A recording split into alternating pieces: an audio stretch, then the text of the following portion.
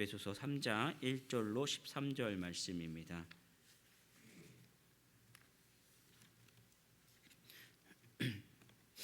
에베소서 3장 1절로 13절 말씀 함께 천천히 합독하도록 하겠습니다. 이러므로 그리스도 예수의 일로 너희 이방인을 위하여 갇힌 자 된 나 바울이 말하거니와 너희를 위하여 내게 주신 하나님의 그 은혜의 경륜을 너희가 들었을 터이요 곧 계시로 내게 비밀을 알게 하신 것은 내가 먼저 간단히 기록함과 같으니 그것을 읽으면 내가 그리스도의 비밀을 깨달은 것을 너희가 알 수 있으리라. 이제 그의 거룩한 사도들과 선지자들에게 성령으로 나타내신 것 같이 다른 세대에서는 사람의 아들들에게 알리지 아니하셨으니 이는 이방인들이 복음으로 말미암아 그리스도 예수 안에서 함께 상속자가 되고 함께 지체가 되고 함께 약속에 참여하는 자가 됨이라. 이 복음을 위하여 그의 능력이 역사하시는 대로 내게 주신 하나님의 은혜의 선물을 따라 내가 일꾼이 되었노라.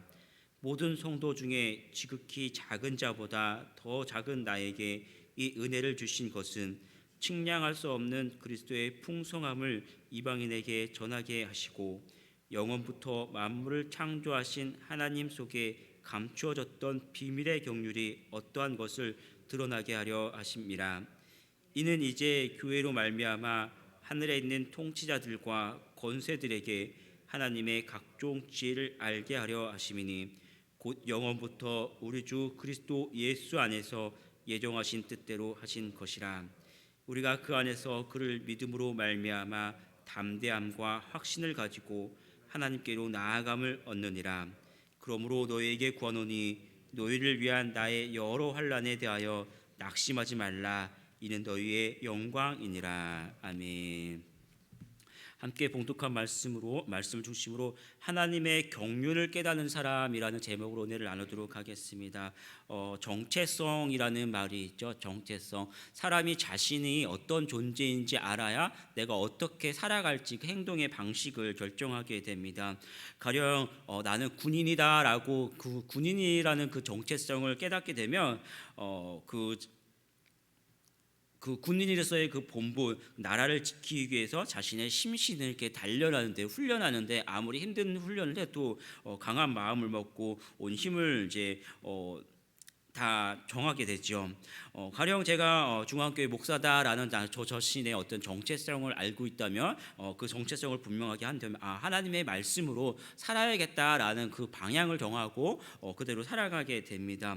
우리의 정체성을 분명히 알아야 하는 것이죠.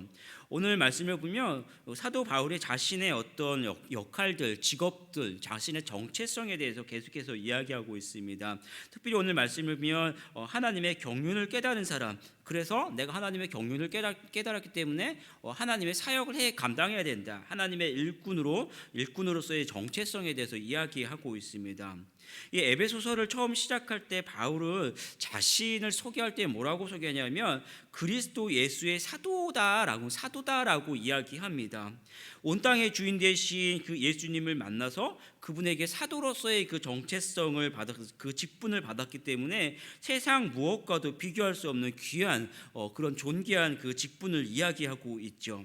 그런데 오늘 본문을 시작할 때는 뭐라고 이야기하냐면 너희 이방인을 위하여 갇힌 자 되었다라고 다시 한번 이야기합니다. 갇힌 자가 뭡니까? 다시 이야기하면 사회적으로 보면 어떤 감옥에 갇힌 그 죄수의 모습을 이야기하죠. 예수님 안에서는 정말 사도로서의 존귀한 그런 그 직분을 감당하고 있지만 사회적으로 보면 감옥에 갇혀 있는 그런 비참한 그런 상황을 다시 한번 우리에게 이야기해 주고 있습니다. 그런데 2절을 보면 다시 이렇게 이야기합니다. 너희를 위하여 내게 주신 하나님의 그 은혜의 경륜을 너희가 들었을 터이라라고 이야기하고 있죠. 하나님의 은혜의 경륜이 무엇입니까? 오늘 말씀을 보면 바울 자신을 통해서 지금까지는 없었던 그런 역할이 이방인들에게 복음 전파되는 그 사명이 바울 자신에게 부여됐고 그러므로 인해서 많은 이방인들이 하나님께 돌아오는 그런 사실을 이야기합니다.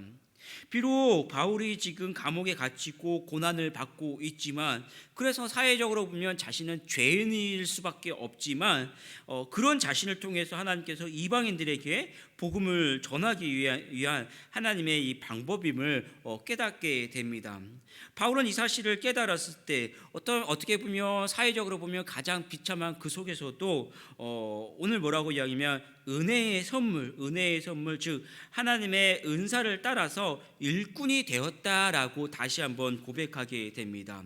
또 그런 사실을 통해서 빌립보서를 보면 죄수가 된 것을 한탄하는 것이 아니라 내 삶은 왜 이렇게 힘들고 고달고 비참하냐 한탄하는 것이 아니라 내가 죄수가 되었고 갇힌 자가 되었음에도 불구하고 복음의 진보가 되었다라고 오히려 기뻐하는 그 모습을 우리에게 보여주고 있죠.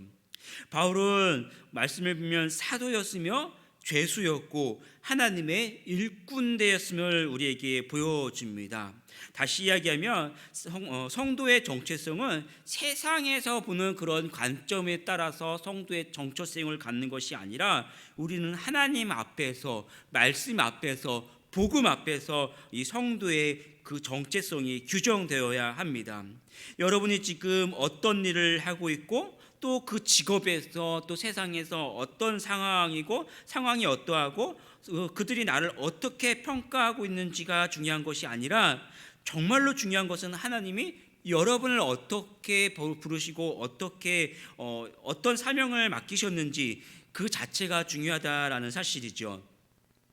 여러분들이 가정에 들어가서 여러분의 배우자들에게 또 자녀들에게 복음을 전하기 위해서 그들을 하나님과 한 가족으로 맺어주셨고, 하루를 함께하는 직장의 그 동료들에게 복음을 전하기 위해서 한 일터로 부르셨음을 우리는 기억해야 합니다. 아빠로서 또 엄마로서 또 아니면 직장에서 사장으로 직원으로서 또 잘 될 때도 있고 또 안 될 때도 있고 내가 조금 위축될 때도 있지만 어떤 속에서도 우리는 우리를 부르신 예수 그리스도를 기억하고 지금 있는 그 자리에서 예수 그리스도의 복음을 전하고 그분의 향기를 드러내는 우리 모든 성도들이 되기를 축복합니다. 또 하나님은 그러한 하나님의 사역을 감당하실 때 높은 사람들, 힘 있는 사람들도 사용하지만 오늘 말씀을 보면 가장 낮은 자를 사용하신다는 사실을 우리는 기억해야 합니다. 바울은 자신이 지극히 작은 자보다 더 작은 자로서 하늘에 있는 통치자들과 권세자들에게 하나님의 지혜를 알게 하는 데 쓰임 받았다라고 고백합니다. 오늘 8절에서 10절 말씀을 다시 한번 읽어보겠습니다. 8절에서 10절. 모든 성도 중에 지극히 작은 자보다 더 작은 나에게 이 은혜를 주신 것은 측량할 수 없는 그리스도의 풍성함을 이방인에게 전하게 하시고 영원부터 만물을 창조하신 하나님 속에 감추어졌던 비밀의 경륜이 어떠한 것을 드러나게 하려 하심이라. 이는 이제 교회로 말미암아 하늘에 있는 통치자들과 권세자들에게 하나님의 각종 지혜를 알게 하려 하심이니. 아멘. 8절에 보면 모든 성도 중에 지극히 작은 자보다 더 작은 나에게 이 은혜를 주신 것은 측량할 수 없다라고 이야기하죠. 그런데 지금 그 사실이 어떤 사실입니까? 감옥에 갇혀 있는 그런 사람이죠. 또 10절을 보면 하늘에 있는 통치자들과 권세자들에게 이러한 것들을 전하게 합니다. 바울 자신 감옥에 갇혔기 때문에 어떤 로마의 황제 가이사랴와 또 많은 그 권세자들에게 나아갈 수 있었고 또 그들에게 복음을 전할 수 있었죠. 바울은 세상에서 가장 부유했던 그런 사람 중에 한 사람이었습니다. 유대인 중에 유대인이었고 바리새인의 바리새인 중에 바리새인이었고 가말리엘의 그 학파에서 배웠던 그런 사람이었죠. 그런데 예수님을 믿고 부름을 받아서 그 가장 높은 자리가 아니라 낮고도 가장 낮은 자리, 이 죄수의 자리까지 떨어지게 됐죠.